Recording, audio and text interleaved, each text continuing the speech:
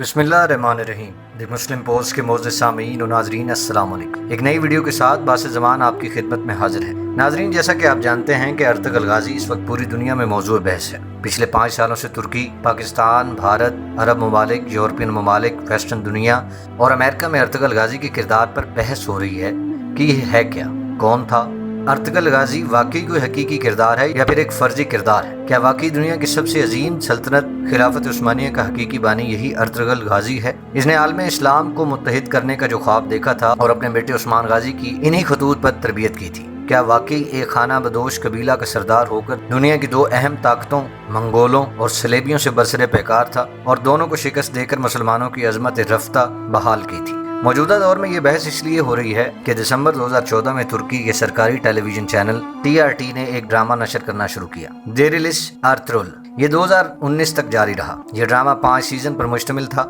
इसमें कुल 150 एपिसोड हैं और हर एक एपिसोड का ड्यूरेशन तकरीबन 2 घंटे का है। अब तक 160 ममालिक में से देखा जा चुका है। नाजरीन, यहाँ पर असल मौजू ड्रामा को ज़ेर बहस लाना नहीं, बल्कि अर्तुग़रुल गाज़ी की हकीकत के बारे में आपको आगाह करना है।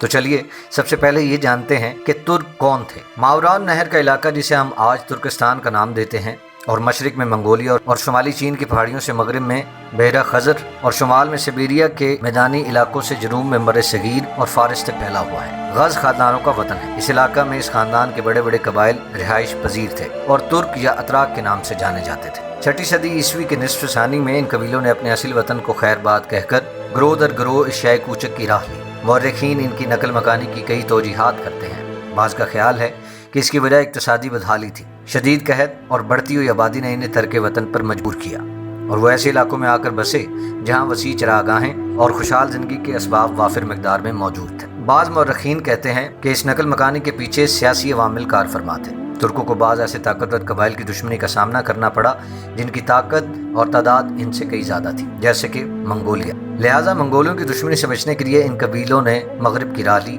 और दरियाए जीहूं के करीबी इलाकों में बस गए, जहाँ से बाद में वक्तन फ़वक्तन तिब्रिस्तान और जरजान आए और यहाँ बूदोबाश इख्तियार कर ली। इस तरह तुर्क इन इस्लामी इलाकों से करीब हो गए जिनको मुसलमानों ने 21 हिजरी मुताबिक 641 ईस्वी में मार्का नहावंद और फारस में दौलत सासानिया के सकूत के बाद फतेह किया। नाज़रीन, अब बात करते हैं अर्तुग़रुल की। अर्तुग़रुल कौन था और उसकी हकीकत क्या थी? 13वीं सदी ईस्वी में काई नाम का एक तुर्क कबीला था जो मंगोलों के जुल्म सितम से परेशान था।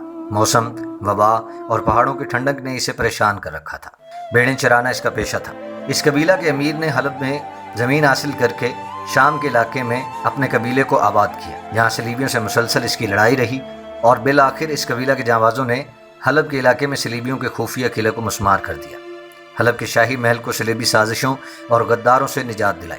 इस कबीला का सरदार सुलेमान शाह था, जिसकी जंग से वापसी के वक्त दरिया में डूबने से मौत हो गई। इसके बाद सुलेमान शाह का तीसरा बेटा अर्तुग़रुल, जिसे हम अर्तुग़रुल के नाम से जानते हैं, इसका सरदार बना और इसने कुछ जंगजुओं और कबीले के कुछ लोगों के साथ अनातोलिया की तरफ सफ़र किया। इसी इलाके में अपना कबीला आबाद किया।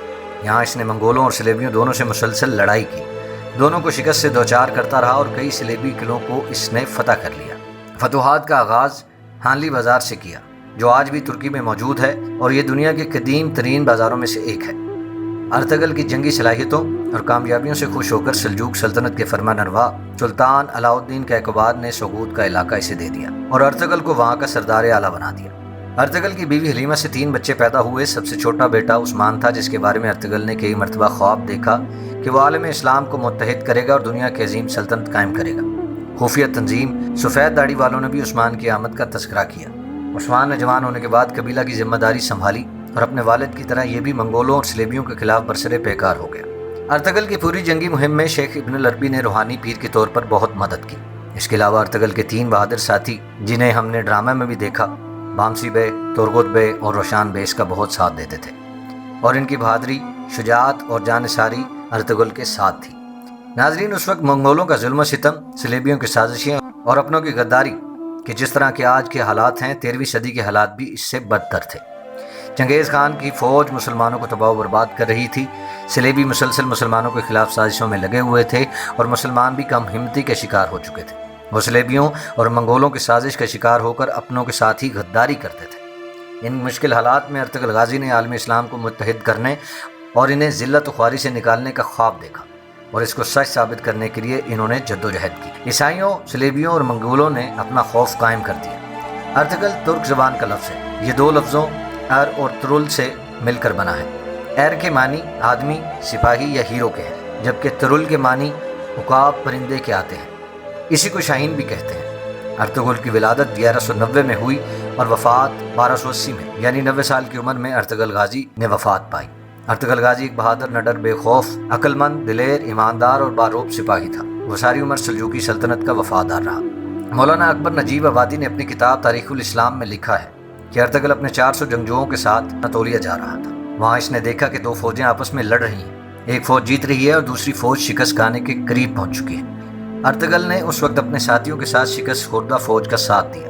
ارطغرل نے شکست خوردہ فوج کے ساتھ محض اپنی اس فطرت کی وجہ سے دیا کہ وہ کمزوروں اور مظلوموں کا ساتھ دینا فرض سمجھتا تھا۔ اس نے یہ جاننے کی کوشش نہیں کی کہ یہ فوج کون سی ہے اور اس کے بدلے کیا انعام ملے گا۔ ارطغرل کے حملے کے بعد جیتی ہوئی فوج شکست سے دوچار ہو گئی اور جو فوج ہار رہی تھی وہ جیت گئی۔ اس طرح جنگ کا پانسا پلٹ گیا۔ ارطغرل نے جس فوج کا ساتھ دیا تھا وہ سلجوقی سلطنت کی فوج تھی اور سامنے منگولوں کی فوج تھی۔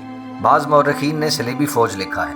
بہرحال ارطغرل کا قبیلہ جب اناطولیہ میں پہنچا تو وہاں بہت عرصے سے کئی نسلوں اور مذاہب کے لوگ آباد تھے، جن میں یہودی، آرمینیائی، کرد، یونانی اور عرب شامل تھے۔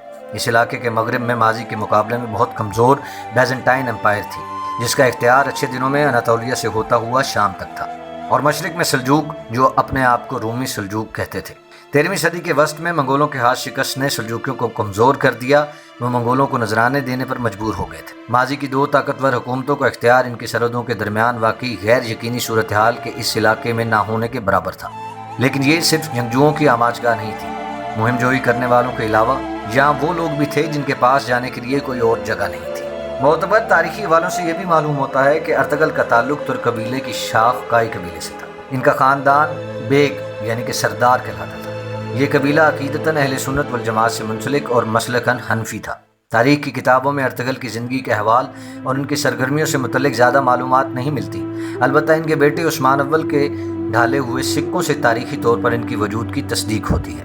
ان سکوں میں عثمان اول نے اپنے والد کا نام ارطغرل ضرب کروایا تھا۔ 7 صفحات پر ایک قدیم دستاویز بھی ترکی میں موجود ہے، جس میں ارطغرل غازی کی منگولوں اور صلیبیوں کے ساتھ اور اس کی جدوجہد کا تذکرہ ملتا ہے۔ عثمانی دستاویزات میں ارطغرل کا نسب کچھ یوں ملتا ہے: ارطغرل بن سلیمان بن کنزل بن کایالب بن کوکلب بن سارکوکلب بن کائی الب۔ کائی قبیلہ انہی سے منسوب ہے۔ کئی مورخین نے لکھا ہے کہ ارطغرل غازی اسلام کی سربلندی کی خاطر جدوجہد کر رہے تھے، اور اس وقت کے موجود ترک قبائل سے ان کی سوچ بالکل الگ تھی۔ ایک عظیم مشن اور مقصد کے تحت وہ ترک قبائل کو متحد کر رہے تھے، اور وہ صلیبیوں اور منگولوں کے ساتھ لڑتے تھے۔ ان کی آرزو تھی کہ ایک عظیم اسلامی سلطنت کا قیام عمل میں آئے۔ ان کی وفات کے 10 سال بعد سب سے چھوٹے بیٹے غازی عثمان اول نے ان کا یہ خواب پورا کیا اور ایک عظیم الشان سلطنت عثمانیہ کی بنیاد رکھی۔ ترکی کے شہر سوگود میں ارطغرل کے نام کی ایک مسجد اور ایک مزار ہے، اور پھر عثمان کے بیٹے ارحان غازی نے اضافہ کیا۔ اسی مقبرہ میں حلیمہ سلطان اور ترگت وغیرہ کی قبریں بھی موجود ہیں۔ ناظرین، ڈرامہ میں پیش کیے گئے پلاٹ اور تاریخ میں درج واقعات کا جائزہ لینے کے بعد ہم اس نتیجہ پر پہنچے ہیں کہ ڈرامہ اور تاریخ میں کوئی تضاد نہیں۔ ڈرامہ میں پیش کی گئی فکر اور جدوجہد صلیبیوں اور منگولوں سے لڑائی کی حقیقت پر مبنی ہے۔ ارطغرل کا تعلق ایک خانہ بدوش قبیلہ سے تھا جس نے عظیم اسلامی سلطنت کا خواب دیکھا اور اس مشن کو پورا کیا۔ اس کے نام سے منگولوں اور صلیبیوں پر ہیبت طاری تھی، اور آج اس کے کردار پر ڈرامہ بننے کے بعد پھر یورپ اور امریکہ پر اس غازی کا خوف طاری ہو گیا ہے۔ یہ بھی سچ ہے کہ ڈرامہ میں کچھ ایسے کردار ہیں جن کا تعلق اس عہد سے نہیں ہے، جس پر ہم اگلی کسی ویڈیو میں بات کریں گے۔ تجزیہ نگاروں کے مطابق تاریخ پر بنایا گیا اب تک کا یہ سب سے مقبول ڈرامہ ہے۔ اس نے بالی ووڈ اور ہالی ووڈ کو کافی نقصان پہنچایا ہے۔ ناظرین، یہ تھے ارطغرل سے متعلق وہ حقائق اور وہ معلومات جو ہمارے تک پہنچی اور ہم نے آپ تک پہنچائی۔ میں امید کرتا ہوں کہ آپ کو یہ ویڈیو پسند آئی ہوگی۔ اگر آپ کو یہ ویڈیو پسند آئی ہے تو ہمارے چینل کو ضرور سبسکرائب کیجیے اور بیل آئیکن کو ضرور پریس کیجیے۔ اگلی ویڈیو تک کے لیے باعث زمان کو اجازت دیجیے۔ اللہ نگہبان۔